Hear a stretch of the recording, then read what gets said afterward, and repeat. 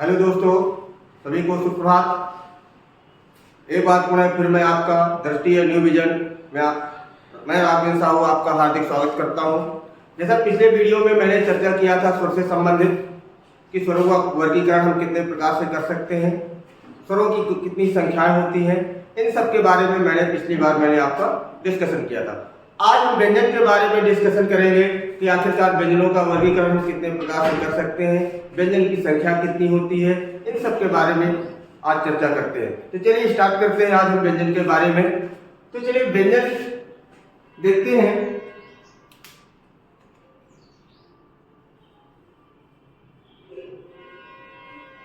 व्यंजन के बारे में यदि हम डिस्कशन करेंगे तो सबसे पहले प्रश्न उठता है कि व्यंजन कहते किसे हैं। तो समझ लीजिए व्यंजन होते क्या है कि ऐसे वर्ण जो स्वरों की सहायता से बोले जाएं, ऐसे वर्ण जो स्वरों की सहायता से बोले जाएं, हम उनको क्या कहते हैं? व्यंजन कहते हैं।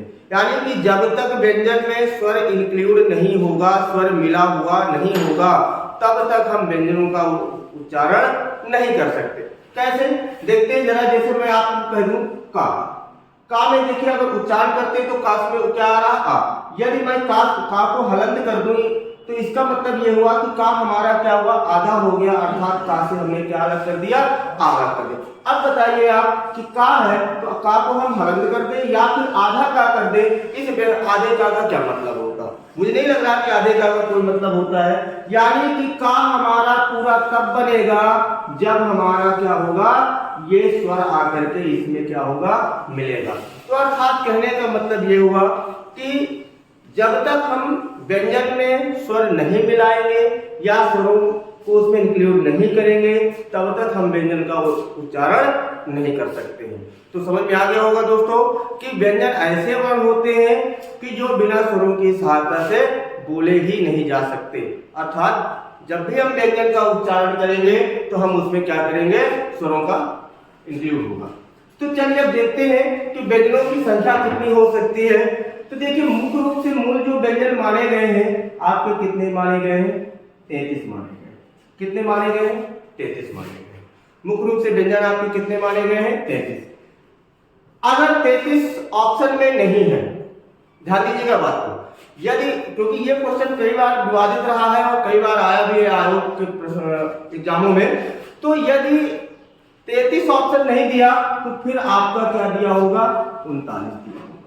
क्या दिया होगा? 39 दिया होगा। यदि 39 भी नहीं है तो या तो हमारा 35 होगा या फिर हमारा 37 होगा।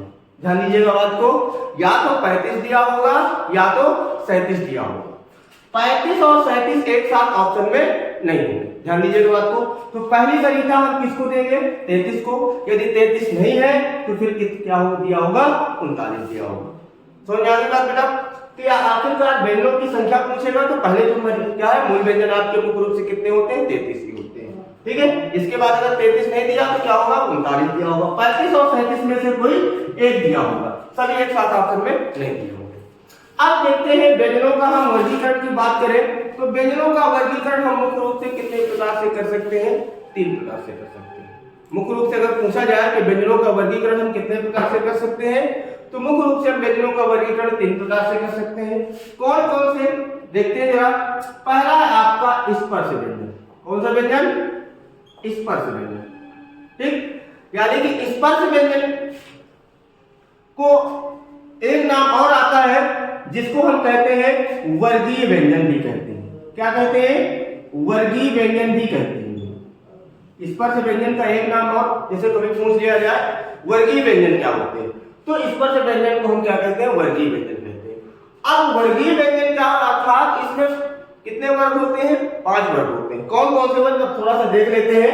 जैसे मैंने आप यहां से चर्चा करूं, अगर यहां देखता हूं जरा, क ख ग घ अंग, च छ ज झ ञ, ट ठ ड ध अण। ठीक है। त थ द ध न, प फ ब भ म।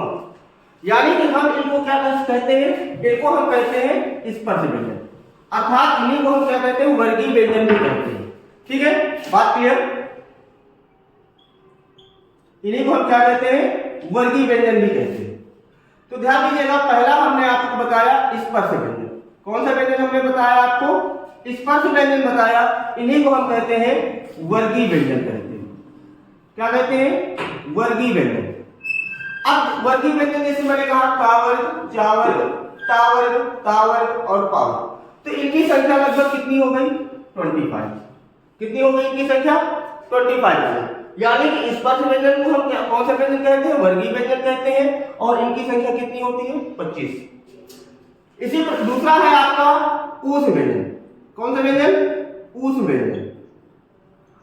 ये आपके चार होते हैं, जिसको हम कहते हैं स, स, हा।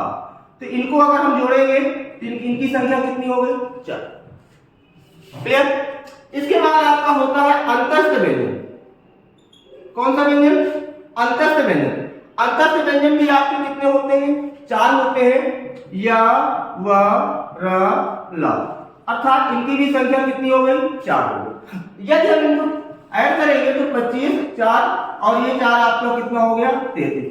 तो 33 आपके कितने हो गए, आपके मूल व्यंजन। कितने हो गए आपको, मूल व्यंजन। अभी मैंने आपको बताया कि व्यंजनों की जो संख्या है मुख्य रूप से आपको कितनी मिलेगी, आपको 33 मिलेगी। बात क्लियर। तो इसमें सब, या तो इसमें प्रश्न दो तरह से आ सकता है। पहले पूछेगा कि व्यंजनों की संख्या कितनी, तो व्यंजनों की संख्या कितनी होगी, 33 होगी। ठीक है।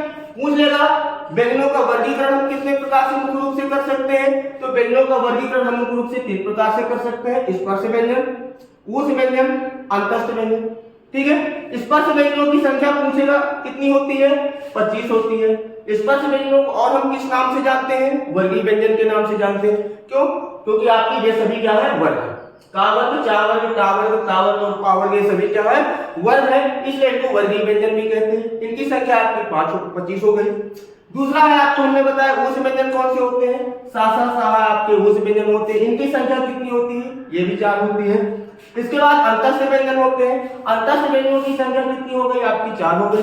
तो कहने को इनको जब हम ऐड कर देंगे तो कितना बन जाएगा हमारा, 33 होगा। तो 33 आपकी क्या हो गए, आपके मूल व्यंजन हो गए। इसके बाद व्यंजनों का वर्गीकरण हम मुख्य रूप से कितने प्रकार से कर सकते हैं। इसके बाद व्यंजनों का वर्गीकरण और भी होता है। हमने बताया कि एक व्यंजन तो हमारा निकल आया 33 मूल रूप से।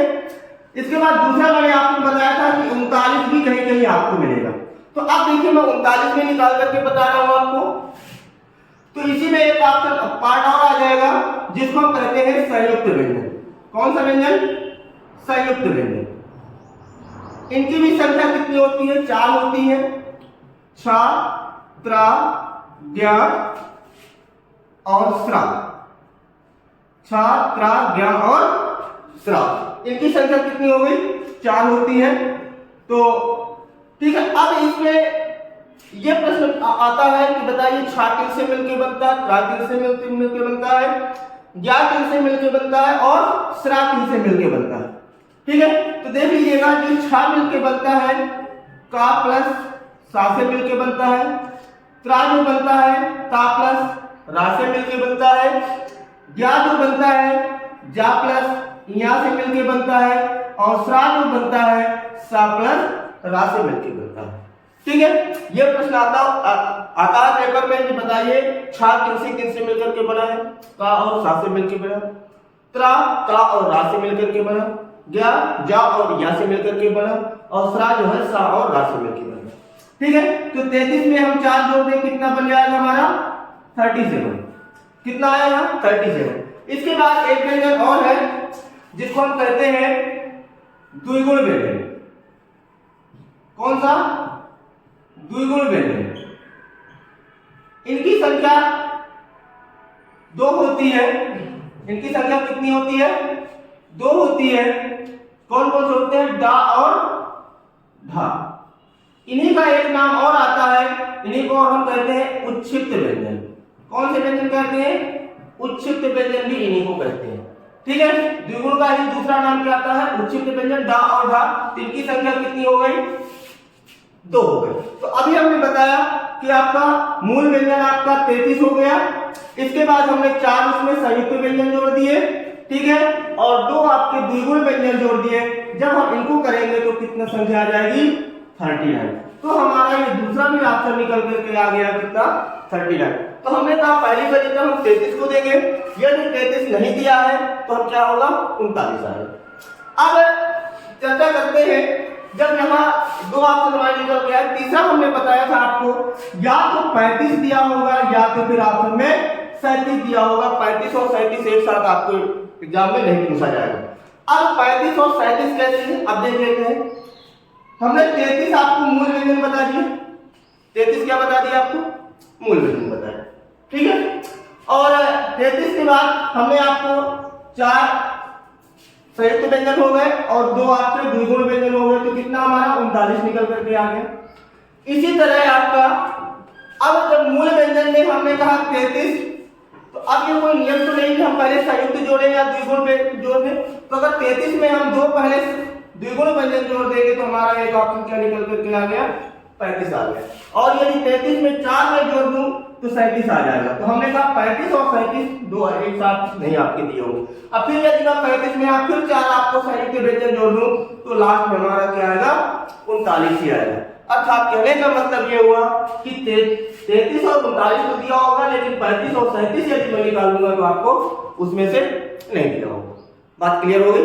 तो ये होते हैं मतलब व्यंजनों का कितनी संख्या होगी, ठीक है।